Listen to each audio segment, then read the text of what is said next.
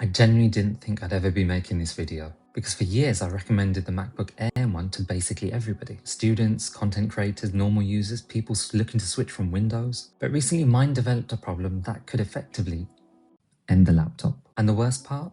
The fix will cost more than the laptop itself. Yeah, on a product that's considered one of Apple's best laptops that they've ever released and most reliable. If you watched my channel before, you will know that I heavily involved the MacBook Air M1 in the earlier videos, and it's the product that started off my YouTube channel, to be honest. I featured it a lot, I use it heavily in the editing process, particularly Final Cut Pro. This thing has been insanely reliable. No fan noise, amazing battery, it's still amazingly fast in 2026. And it is still one of the best value laptops out there, particularly if you can pick it up secondhand. But I didn't expect this issue.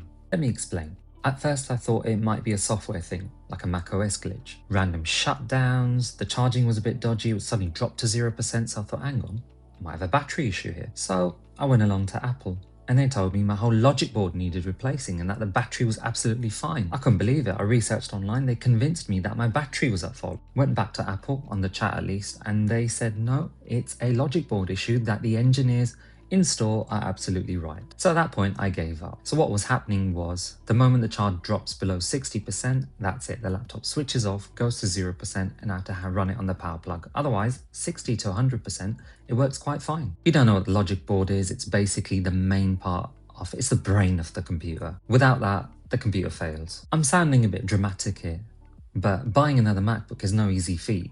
Prices are really, really high. I was lucky to get this when I did, and I don't really fancy getting another one. So here's what I'm going to do.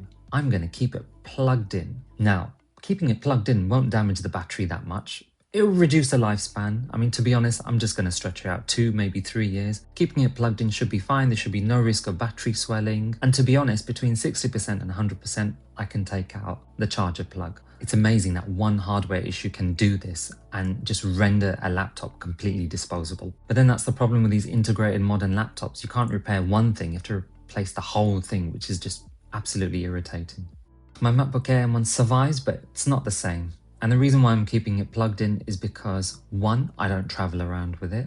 2, I tend to use my iPad Pro more for editing, particularly with LumaFusion.